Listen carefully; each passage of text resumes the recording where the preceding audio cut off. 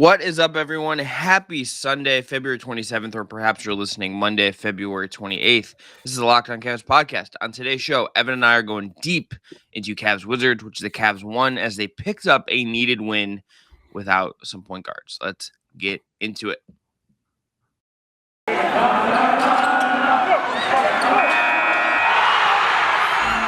You are Locked On Cavs, your daily Cleveland Cavaliers podcast. Part of the Locked On Podcast Network, your team every day.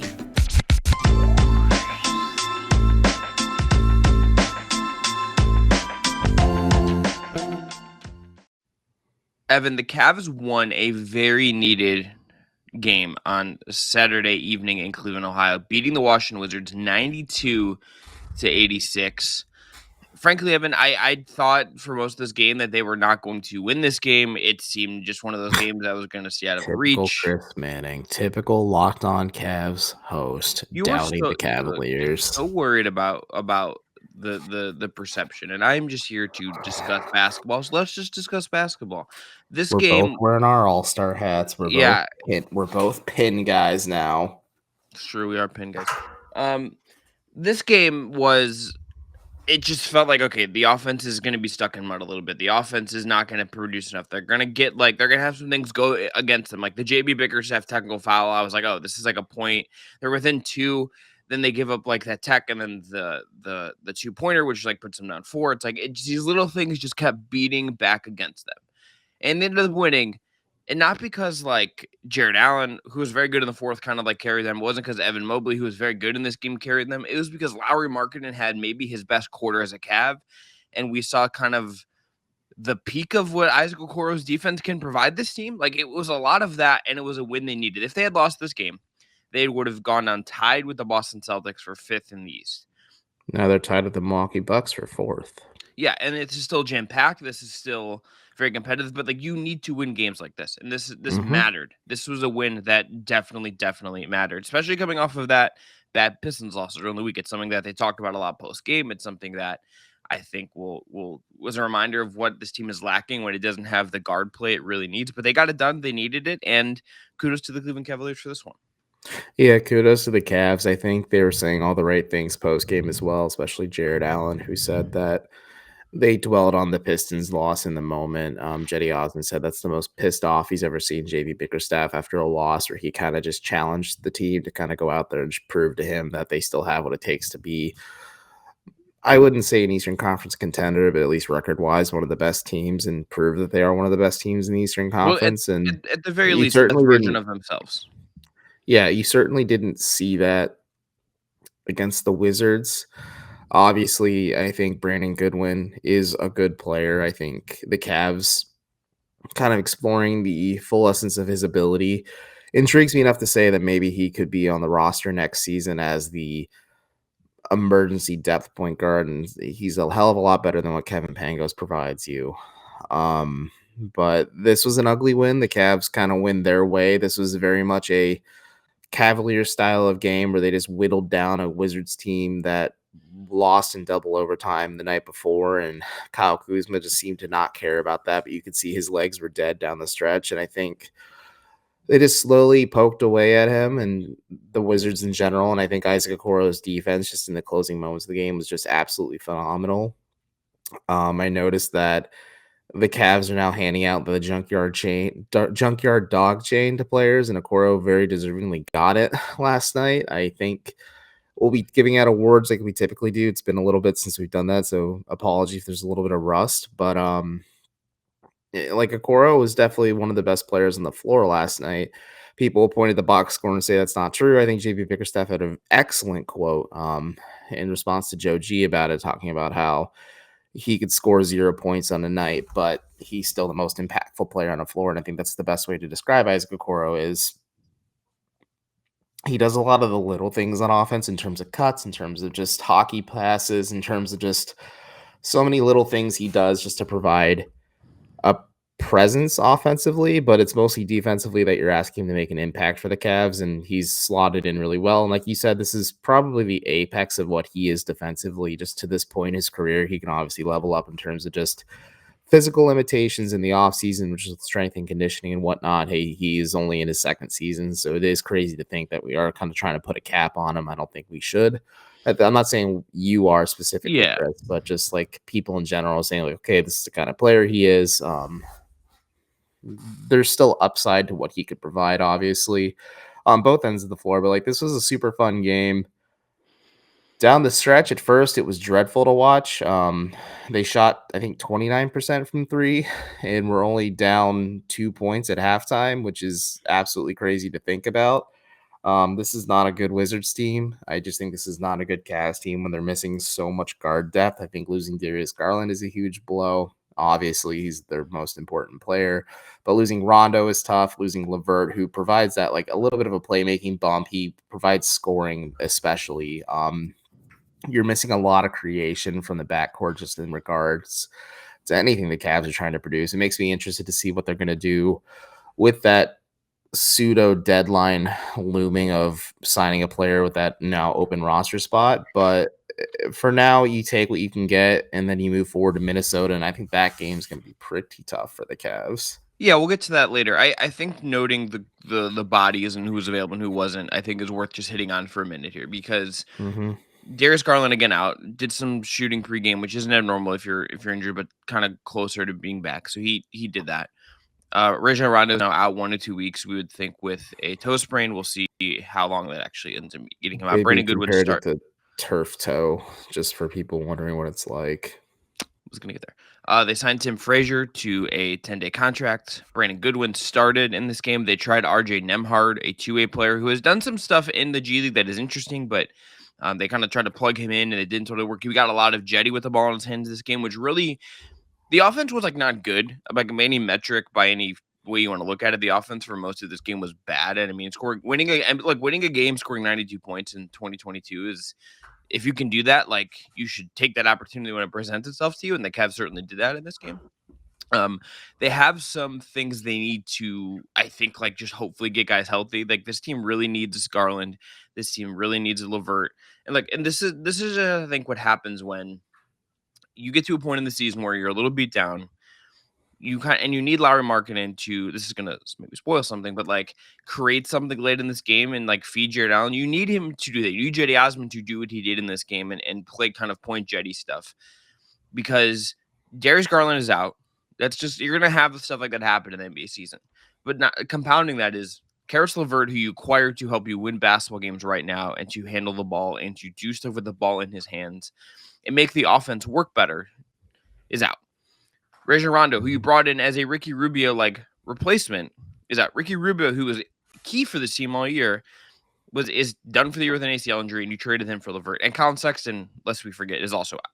So like all of the ways the Cavs have planned to have creation and ball handling on the floor this year have just been limited in some way. It is obviously to varying degrees. It is obviously to different levels. Like we're going to get Garland back. We're going to see him back. We're going to see what he looks like post his back injury. We'll see how that kind of manages going forward. LeVert, we would assume, will come back and hopefully be fine the rest of the year if you want to evaluate what he's going to be. The infrastructure with creation on this team is just like wild when you don't have those guys, and you can see things get stuck in the mud. And like Okoro, to his credit, and to Markkanen's credit in this game, Markkanen made some shots that they just needed him to make. Jetty did stuff that they just kind of needed him to do when the offense wasn't performing very well for most of this game. Like it was able to stay in that like 3 to 6 range because you get a Jetty 3 here or there. You get an Allen had like 8 points in the fourth quarter. Like you get little stuff like that was just enough against a Wizards team that A, is kind of going downhill right now. B, played on the second night of a back-to-back the night before, and it was on the second night of a back-to-back after playing double overtime the night before. This is just a game that, like, it was ugly. They can take pride in that, all of that. That's fine. I think just winning is the only important thing here for them. It's like you get the win, you figure it out, we acknowledge the flaws, and you move on to Monday and hope that gets a little bit better, because the Wolves are good, and that's just another competitive, tough game. But Evan, let's go on a break. After the break, we're going to give it awards. So if you're listening for the first time, that is MVP, Stat of the Night, and Play of the Night. We're each going to give our awards in that sense. But first, going to tell everyone about our friends at Built Bar. Built Bar Evan, is helping people with their New Year's resolutions because people give up on them at this time of the year. They get into February and it's like, I don't need to worry about eating healthy anymore. But Built Bar can help you stick to that because they are the best tasting protein bar on the market. Go to built.com right now and also look at their macros chart. You're going to be blown away. These are high protein, low calorie, high fiber, and low carb protein bars. Most Built Bars have 130 calories, 4 grams of sugar, 4 grams of net carbs, and 17 grams of protein compared to a candy bar, which has 240 calories, 30 grams of sugar, and tons of net carbs, and like no protein. There's clearly one of these items better for you. And there are great flavors. White chocolate cookies and cream is the new flavor this month. Mint brownie, coconut almond, and more are available. They have sales, so stay up to date with their latest emails and text if you're interested. Go to built.com, use the promo code LOCKED15 and get 15% off your order. Again, the promo code is LOCKED15 for 15% off at built.com. Go order today. All right, Evan, let's get into awards. Let's start with MVP. Who's your MVP pick? I mean, my MVP pick is Fui Coco because he's fucking adorable. But in all seriousness, it's Larry Markkinen. He looked good against the Pistons. It was kind of a non-factor though, just because they lost in the grand scheme of things. But he looked sharp in this one. The shots definitely looked like they weren't falling at first, but once they started hitting, like you could really tell he adds a little depth, a little bit of dimension what the Cavs are trying to do offensively. I think JB Bickerstaff had a good quote about it post game where like teams have kind of underestimated Markkinen, and I think he hasn't given teams the benefit of the doubt either. Or he has given them the benefit of the doubt, I should say, because he has been a little bit inconsistent, just especially in terms of his offensive capabilities. But this is a good opportunity for the Cavs to really get him familiarized with playing with two other bigs and also just kind of get him in a groove offensively as well, just because they're really going to have to lean on him for shooting and other offensive production. That's one of the glimmers I have from all these injuries that have just kind of hit Cleveland post All-Star break is just like Markkinen now gets an opportunity to really get acclimated to things. But other than that, like this has been one of his best games offensively, and he deserves a shout out. Yeah, he was very, very good. Did some stuff that we don't always see him do. He was physical and posting up. They tried to go to him late to try to post up the wings that Washington was putting on him, and he actually acquitted himself pretty well, which is something he does not always do. He again, we'll get to this play of the night, but he made a play in the fourth quarter that don't know if I've ever seen him make before, and they like desperately needed him to make it, and he did. And kudos to him. Evan, my MVP is Isaac Okoro because. Holy smokes, his defense in this game, particularly in the fourth quarter, was outrageous. The defense, Kyle Kuzma is a good NBA player and had a very, very good game up until late. And yes, second night of a back-to-back for them, all that stuff. Okoro getting on shot attempts that could have tied the game or kept this game going longer than it did. He just kind of saying, okay, JB deciding, okay, I'm going to have Isaac guard this guy and drag him around at the end of this game. Was a big reason why the Cavs won this game. He was defending Corey Kispert in this game. He defended KCP in this game. He defended like kind of everyone that you could look at and say, hey, I'm going to take this guy out of the game. And he largely did that. Like Isaac is a very, very good defender. I think Mobley and Allen deserve most of the credit for what we see from them in terms of the defensive success. I think they set the template, but Isaac is the point of attack. Isaac is the guy set in front of that. And, not again, kind of an ugly offensive game. I'm not going to say it was like a good offensive game for Isaac. That remains such a big question mark in his game, big picture. But if you look at some of the stuff he did in this one, had a hustle play in this game where he tracked the ball down, got it, scored on the fast break. Great. Was cutting from the corner, was making some hockey assists, had a really nice assist to, I think, Jetty Osman just kind of whipping the ball. Like he's making good decisions, even if he is not moving as much as one might like on the offensive end. And all of that.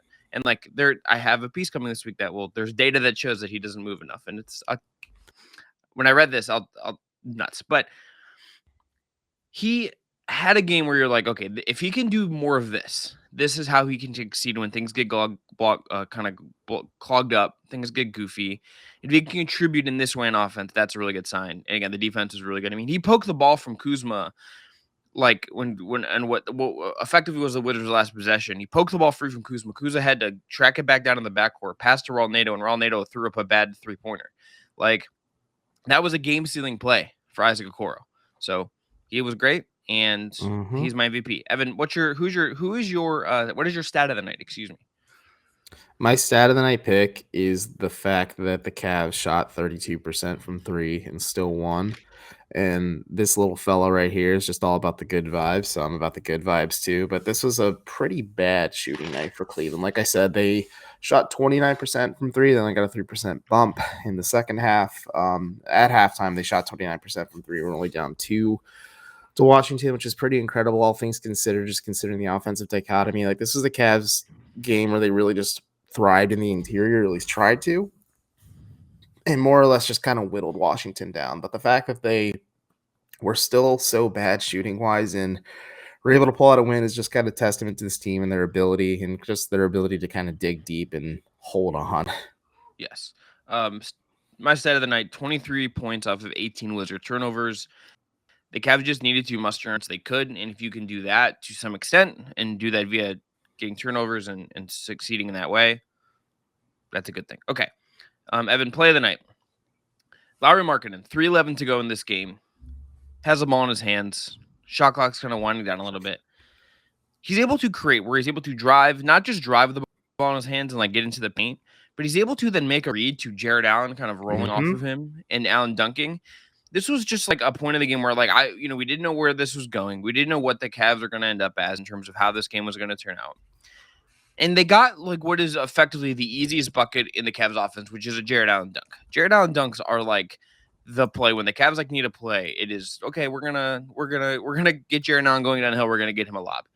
Often that is Darius Garland because Darius Garland is an all-star with an insane chemistry with Jared Allen. That's the thing they go to. They don't have that right now. They don't have, and like even like Jetty has had some moments with it. Like we saw some really good Mobley creation in this game, which I think we should talk about in the last segment, to kind of touch on that. But Markkanen just kind of pulls this out, throws a lob to Jared Allen, and Allen dunks. And like, if we're not going to pick Okoro defending Kuzma late into this game and kind of icing him from the corner in front of the Cavs bench and how key that was, I think this is it. I think Markkanen, you could point out his threes as well. There's a lot of stuff with Markkanen you could pick out if you wanted to pick a play. But I look at this and him doing something the Cavs don't have right now because of injuries. And doing it in a high leverage moment is just something I came away really, really impressed just from him doing that at that stage in the game. Yeah, no, it was really impressive. Like you said, it's something I haven't really seen Lauri Markkanen just in terms of his overall skill set as a small forward, power forward, center hybrid. There's some interesting stuff the Cavs deployed, but that was just one of those games you're like, okay, the Cavs, like you and I kind of said this one was over midway into the fourth. There was about 5:56, I want to say, to go. And like the Wizards were up a little bit. I'm like, this one just feels like it's over. And like, yeah, just call it. But the Cavs kind of fought back. And I think that was the exclamation point to really say like the momentum has fully shifted back into their court. And like you said, the Okoro defense on Kuzma down the stretch could be a play of the night consideration. But like, I'm a simple man. I like watching big men dunk, and I think Cleveland utilizing the overabundance of bigs on their roster to kind of do some creation. Yeah, we will talk about Mobley a little bit in the last segment. Just you got to utilize the strengths of some of your players, and sometimes if you're asking them to be uncomfortable, like watching Jared Allen throw lob passes is still weird for me from the top of the perimeter, but that was a really smart read by Markkanen. Like that's a really effective way to keep all your teammates involved. I think all of that's right. Evan, let's go on a break. After the break, let's talk about Evan Mobley's creation. Let's talk about where he's at in terms of his offensive role, and we'll look a little bit ahead to Monday's game against the Minnesota Timberwolves. But first, I think you're going to tell everyone about our friends at BetOnline. That's correct. Football season might be over, but basketball is in full steam with pro and college hoops and Maction coming to Rocket Mortgage Field next week. From all the latest odds, totals, player performance props to where the next coach is going to be land or be fired, BetOnline.net is the number one spot for all your sports betting needs. BetOnline remains the best spot for all your sports scores, podcasts, and news this season. It is not just basketball. BetOnline.net is your source for hockey, boxing, and the UFC odds, right down to your favorite Olympic coverage and information. Head to the website today or use your mobile device to learn about the trends in action. BetOnline, where the game starts. Okay, last segment of the day. Evan Mobley's creation was, I think, really interesting. I think it was a game where we didn't see him. Like, look, the stat line is not always going to reflect, I think, sort of the growth we're seeing from him in that regard. I don't think we're seeing him like have like 6-7 assist games. I don't think you're seeing like this wasn't a game offensively where he scored a lot either, right? Like he played 36 minutes, almost 37. 6 of 14 from the field, didn't take a three, only 2 free throw attempts, had 11 boards, 3 assists, 2 turnovers, 14 points. But I think what we saw was at times him passing and being the guy bringing up the ball and being the hub of the offense to some degree. We see him making decisions when he does get the ball in his hands that are, I think, indicative of a guy that has a good feel for the game.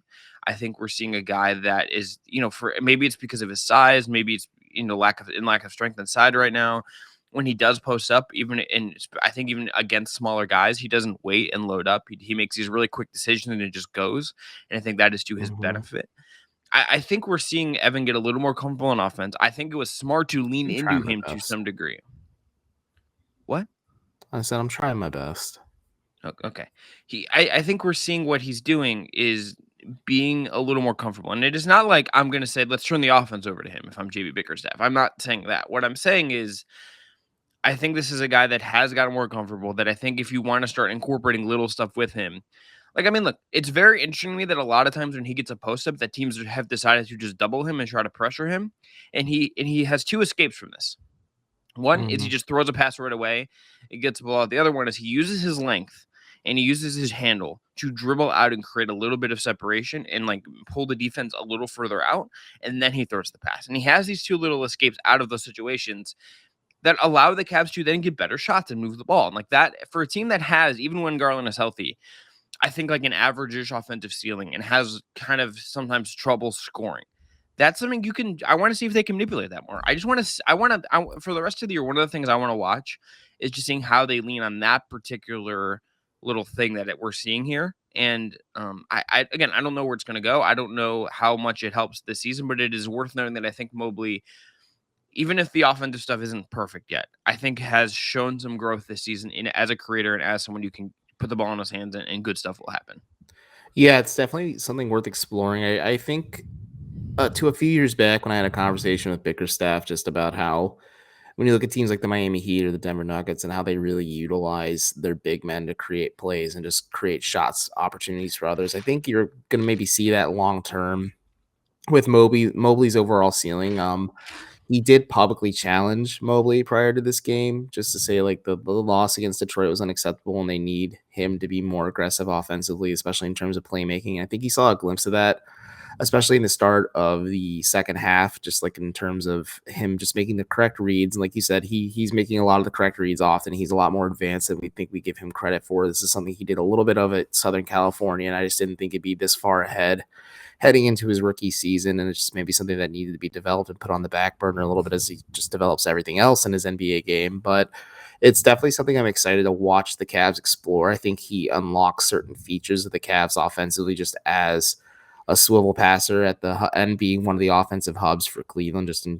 Like I said, one of my favorite plays the Cavs do to break down opposing defenses is Garland kicks it to Mobley at the elbow. Mobley then cuts to either cutting Isaac Okoro or cutting Jared Allen. And it's just a great way for the Cavs to break down the defense. And it just kind of really utilizes a lot of what the Cavs are able to do offensively, where they are a limited team in terms of shooting. I think if you upgrade shooting like that, just unlocks even more of Mobley's ability as a playmaker. But they're playing to their strengths and the fact that like Okoro and Allen obviously thrive at the rim. And if you get them easier looks, it just creates easier opportunities, no dip at that point. But it's exciting to watch what the Cavs are going to do with it. I think there's some interesting, unique tests for him defensively as well. Like he spent the better part of the night before the closing moments of the game defending Kyle Kuzma. And it was like between him and Isaac Okoro just taking turns defending him. I think he's going to get an interesting test defending Cat. Like if they're going to force Cat onto him in terms of the Wolves, or like Allen's going to have an interesting test as well. Like Mobley's evolution defensively has been bonkers to like just kind of watch the trajectory of. It's exciting to think of what his potential will be. Like you and I have both kind of agreed quietly, and I don't think we've said it much on the show, but like he should be given all defensive consideration at the end of the season. I've said it multiple times. This is an all defensive caliber NBA player right now. And he'll likely win Defensive Player of the Year at least once in his career. Let's just set the floor as absolutely low as possible. Health providing, all that stuff. Health providing. We can't predict that aspect of his career. Yeah, he will have chances to win Defensive Player if he continues in this trajectory, assuming health, all that stuff. Like he will have chances to win multiple Defensive Player of the Awards. He's that, like, in this game, he had some blocks that I don't like. I don't know how he pulled them off. He had some No, shot and contest, that's but I just don't know kind of how how he he pulled is them as off. a player too. Yeah. A final note on his offense. For the year, 12% assist percentage, which is in the 74th percentile of power forwards, according to dunks and threes.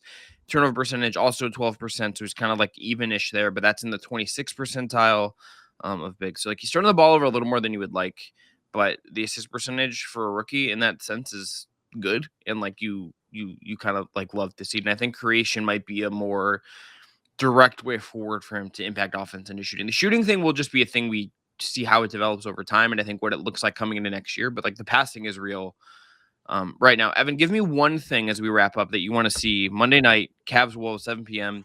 What do you want to see in that game? What is something you're looking at? Well, I'm really, really, really intrigued to see how they defend either D'Angelo Russell or Anthony Edwards on the perimeter. Like, I think that's going to be an interesting test for Isaac Okoro. I always talk about defense when you ask me these questions, but the Cavs are defensive first teams. That's always going to be my answer. But on the flip side, how will Jared Allen / Evan Mobley look against Karl Anthony Towns? So He is the what's up? So you gave me two things. Is weird. I Two asked things. one, you Look, gave we're me just two. bro. It's just defense in general. Smart ass, but Karl Anthony Towns is the 3-point shootout champion. I think that's going to be a really interesting test for Mobley and Allen, just in terms of how comfortable are they defending in space and on the perimeter. Yeah, I would say this is I'll just throw a guess out at how they'll line up. If the Wolves go Beverly, Russell, Vanderbilt, Edwards, Towns, with Vanderbilt as the 4, and then Torian Prince, Jaden McDaniels, McLaughlin will come off the bench, is kind of like their core 8. I would suspect that Allen is maybe going to defend Cat, and how that affects things will be interesting. I think you'll see Mobley and Vanderbilt kind of playing that free safety role we've seen him play at times. Oh, that makes sense. And I would suspect that I would suspect what you also will see is I think Markkanen may defend Anthony Edwards to start, and you'll have Okoro on Russell, and you will just see the switching happen with Edwards. Like, when they run a pick and roll with Edwards or whatever, I think you will just see them say, okay, like, we'll switch that with Mobley, we'll switch that with Allen, and do that kind of stuff. That is what I would suspect. I don't know if that holds. I don't know if that's something they'll run through the whole game, but that would, like, that is just kind of like the baseline of, I think, what we've seen them do this year. I would guess that is where they will start, and we'll see how it adapts. It certainly could adapt to the game. We saw how they were willing to adapt and did adapt against Washington. So that is my thing as well. I think how they line up against Minnesota, again, a good team, a team that I'll pull up the numbers real quick, is very much in the playoff hunt, above the play-in the West. Well, probably going to end up being a play-in team, but is a good team. Karl Anthony Towns, is not the best shooting big man of all time, but he's very good and is going to be the spacing he will offer against Jared Allen will be a challenge for the year. The Minnesota Timberwolves are 13th in net rating. They are then 10th in offense, 13th in defense. Comparatively, the Cavs are 8th in net rating according to Cleaning the Glass. They are 20th in offense and 4th in defense. So that's how this will match up. This will be an interesting game at home. Another one the Cavs would probably like to win as we just kind of barrel towards the end of the season here. It's coming fast and heavy. We'll see how this all goes. We will see if Darius Garland is going to return anytime soon. Injury reports as we're recording this are not out yet, but whether he plays or not, we'll talk about it after Monday's game. And if you're looking for a great second listen, may I suggest Locked On Bets, but also check out Locked On Wolves with Ben Beacon if you want a little insight on the team the Cavs are going to play on Monday. But this has been Locked On Cavs. I'm Chris. That's Evan. Be well. We'll talk to you after Cavs Wolves from Monday night in Cleveland.